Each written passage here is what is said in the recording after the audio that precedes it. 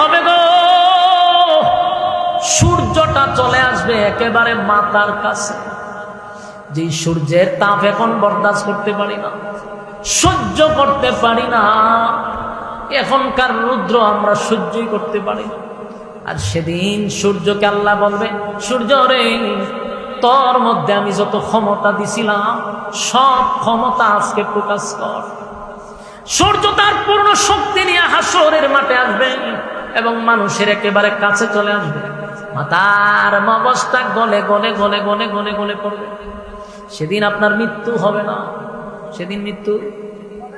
এখন তো আমাদেরকে গুলি করলে, বুলেট মারলে মারা যায় সে, কিন্তু সেদিন মাথার মগজ গলে গলে পড়বে রে, কিন্তু মৃত্যু হবে না।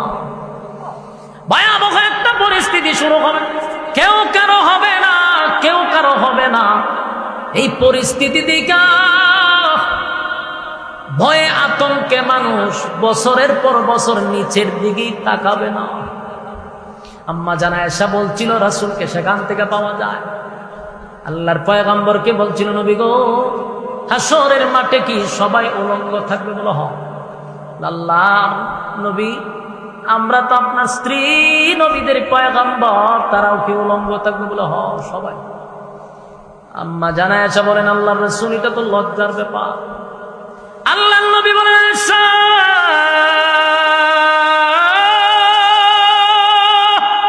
এমন একটা মাঠ যেই মাঠে লজ্জা নাই, তুমি তোমার লজ্জাস্থান তো দূরের কথা, কেউ কারো লজ্জাস্থানে তাকাবে না বছরের পর বছর।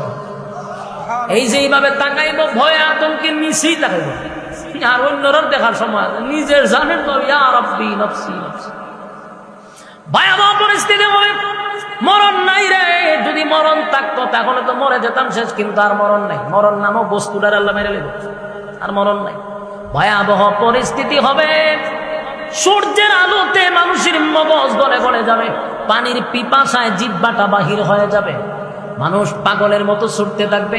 সবাই মিলে আদম নবীর কাছে যাবে, গিয়া দেখে আদম নবী নিজেও আল্লাহর তর্জন গর্জন শুই না, নিজেও বলতেছে, ইয়া রাব্বি নফসি, আল্লাহ আমার কি উপায় হবে? যুবক বালক, দিলের কান লাগায় কথাগুলি শ্রবণ করেন, একটু কল্পনা করেন, চোখটা বন্ধ করে নিজে নিজে একটু কল্পনা করেন কতটা ভয়ানক হবে। যেই মানুষগুলা চুইটা গেছে আদম নবীর কাছে, প্রথম মানুষ, প্রথম নবী, আই নবীর কাছে গিয়ে আমরা কিছু বলি, নবী আমাদের জন্য আল্লাহর কাছে সুপারিশ করবে। কিন্তু ঘটনা হলো, গিয়া দেখবে আদম নবী ইয়া রাব্বি নফসি নফসি বলতে থাকবে, মালিক আমার কি উপায় হবে, আমার কি উপায় হবে? আল্লাহ সেদিন এমন ভাবে তর্জন গর্জন দিতে থাকবে। যুবক ভাইরা, দুনিয়াতে আল্লাহর নাম হলো রহমান, রহমান দয়ালু। আল্লাহর দুনিয়াতে দয়া মায়ার কোনো অভাব নাই। এত গুনাহ করি, সাথে সাথে আল্লাহ আমাদেরকে ধ্বংস করে না। এর একটা কারণ হলো রহমান নামের গুণে, রহমান নামের গুণে আল্লাহ আমাদেরকে ধ্বংস করে না। সেদিন আল্লাহ রূপ নিবে, কাহার রূপ নিবে। কথা বুঝতেছেন? মায়া দয়া থাকবে না। সেদিন আল্লাহ হুঙ্কার দিবে, বারবার হুঙ্কার দিবে, আর বলবে, পৃথিবীর রাজা বাদশারা কোথায় রে? দুনিয়ার জমিনে বেড়াগিরি দেখাইছ, তারা আমি আল্লাহর সামনে কথা বল। কেউ কথা বলার সাহস পায় না, তর্জন গর্জন শুই না। আদম নবী বলবে, আল্লাহ আমার কি উপায় হবে, আমার কি উপায় হবে? মানুষ গেছিল আদম নবীর কাছে গিয়ে, উনি নিজে আল্লাহর ভয়ে তরতর করে কাঁপতেছে, কথা বলার সাহস নাই। নূহ পয়গম্বরের কাছে গিয়া দে, উনিও চিৎকার দেয়, ইয়া রাব্বি নফসি নফসি নফসি। ইব্রাহিম খলিলুল্লাহ, আল্লাহর বন্ধু,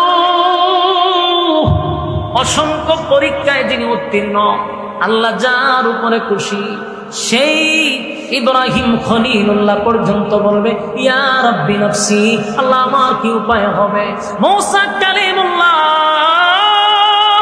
আল্লাহর সঙ্গে কথা বলে গো, আল্লাহ যদি বলে একটা, মূসা কয় পাঁচটা, অতিরিক্ত বাড়াইয়া কথা বলে। আল্লাহর সঙ্গে তার বড় সম্পর্ক, বারবার আল্লাহর সঙ্গে কথা বলে। সেই মূসা কালিমুল্লাহ হাসরের মাঠে বলবে, ইয়া রাব্বি নফসি নফসি, আল্লাহ আমার কি উপায় হবে, আমার কি উপায় হবে? তর তর করে কাঁপতে থাকবে গোটা হাসরের ময়দান। এমন ভয়ানক অবস্থা শুরু হবে, কেউ কারো হবে না। মানুষ পাগলের মতো ছুটতে থাকবে আর দৌড়াইতে থাকবে। গেলে রে আজকে আমরা বিপদ থেকে উদ্ধার হব। দৌড়ায়া যায় ঈসা পয়গম্বরের কাছে। ঈসা পয়গম্বর বলে, ইয়া রাব্বি নাফসি নাফসি। কেউ কারো হবে না, কেউ কারো হবে না। মানুষ কারো দিকে ছুটে যায়, কেউ কারো হয় না। ইয়াউমা ইয়াফিরুল মারউ মিন আখিহি ওয়া উম্মিহি ওয়া আবিহি ওয়া সাহিবাতিহি ওয়া বানিহি। মা তার সন্তানের পরিচয় সেদিন দিবে না, বাবা তার সন্তানের পরিচয় দেয় না। বলুন এই মুসিবতের দিনে কেমনে কয় রে ফিররা সুপারিশ করব? এইভাবে যে মানুষকে ধোঁকা দিতে দিতে দিতে দিতে মরিদান বাড়াইছে, এই গাঁজাখোরগুলারে বয়কট করতে হবে। ইমান চুর, ইমান চুর, ইমান চুর, ইমান চুর। মানুষ সম্পদ হারাইলে সম্পদ পাওয়া যায়। সম্পদ যদি কেউ ডাকাতি করে পাওয়া যাবে, বেঁচে থাকলে আবার সম্পদ অর্জন করা যাবে। কিন্তু ইমান চোরেরা যদি ইমান নিয়ে যায় রে, আর বেঈমান হইয়া যদি কবরে যান, উপায় থাকবে না, উপায় থাকবে না। আমার যুবক ভাইরা, আল্লাহর কসম, আল্লাহর কসম, আল্লাহর কসম, কোন পীররা সেদিন সুপারিশ করার কোন অনুমতি পাবে দূরের কথা। আল্লাহর সামনে দাঁড়াইয়া নবীরাই কথা বলতে পারে না। শুধুমাত্র কেবলমাত্র আমার আপনার নবী, জুরে কোন সুবহান। আমার আপনার নবী, সমস্ত নবীরা যেখানে বলবে ইয়া রাব্বি নাফসি, আল্লাহ আমার কি উপায় হবে গো, আমার নবী সেদিন ওই জায়গায় দাঁড়ায়া বলবে, নিজের জন্য নবীর কোনো চিন্তা নাই।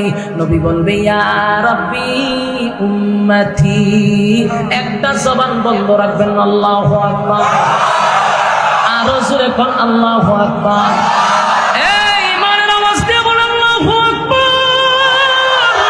আমার নবীর কত পাওয়ার, মালিক আমার নবীর কত পাওয়ার দিছে গো। আমার নবী সেদিন হাসরের মাঠে দাঁড়ায় বলবে ইয়া রাব্বি উম্মতি উম্মতি উম্মতি। আল্লাহ আমার উম্মতের কি হবে, আল্লাহ আমার উম্মতের কি হবে। আল্লাহ আমার বলল কান্দেন না। নবী সেজদায় পড়ে যাবে, সেজদায় পড়িয়া চিৎকার দিয়া বলবে মালিক, ও মালিক, আমি যা দেখলাম আমি নবী হইয়া বরদাস্ত করতে পারি না। আল্লাহ আমার গুনাহগার উম্মতের মাথার মগজ গলে গলে পড়ে গো,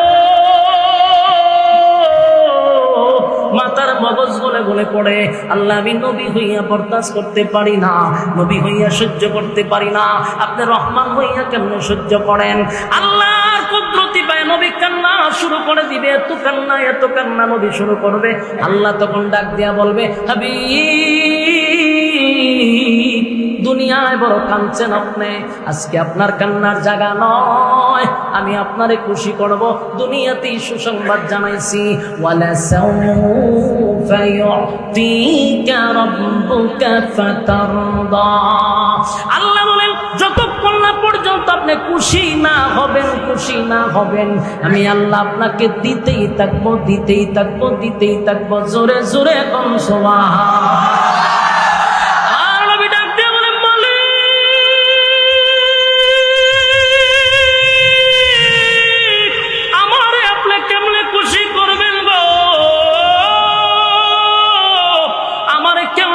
করবেন আমার গুনাহগার উম্মত যদি জাহান্নামে যায়, আমার গুনাহগার উম্মত যদি জাহান্নামের আগুনে জ্বলে, আমি নবীর আপনি খুশি করতে পারবেন না। যতক্ষণ না পর্যন্ত উম্মতের ফয়সালা না হবে, ততক্ষণ পর্যন্ত আমি নবী খুশি হব না। আল্লাহ তখন ঘোষণা দিবে, নবী মাথা মুবারক ওঠান, আর কাঁদেন না, মাথা মুবারক তুলেন, মাথা মুবারক তুলেন। আমি আল্লাহ ওয়াদা দিলাম, যারে খুশি তারে লইয়া আপনি জান্নাতে যান। আর যুবক ভাইরা,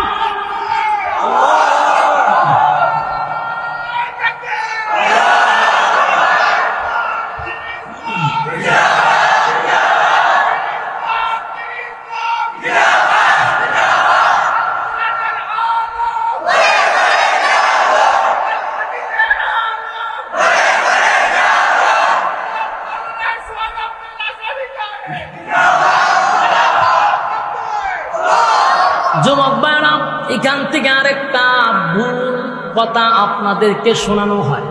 এই যে বললাম আল্লাহ বলবে যারে খুশি তারে লইয়া জান্নাতে যান, এই জন্য নবী যারে খুশি তারে লইয়া জান্নাতে যাবে না, এটাও মাথায় রাখতে হবে।